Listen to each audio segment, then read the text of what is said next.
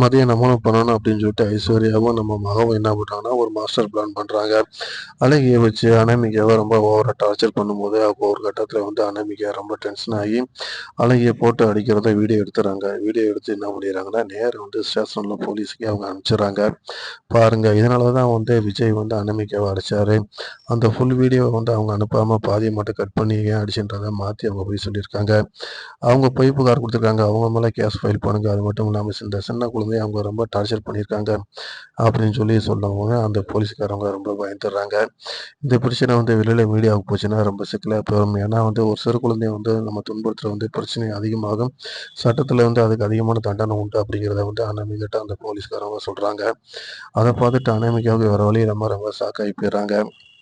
அப்போ மகாவும் நம்ம ஐஸ்வர்யாவும் நேரம் அனாமிகிட்ட வந்து இப்போ என்ன சொல்ற அனாமிகா, இது உனக்கு சரியா இருக்குமா? அப்படின்ற மாதிரி சொன்ன உடனே புரிஞ்சுக்கிட்டு நேரா என்ன பண்ணிடுறாங்க ஸ்டேஷனுக்கு ஓடியாந்துடுறாங்க. ஓடியாந்துட்டு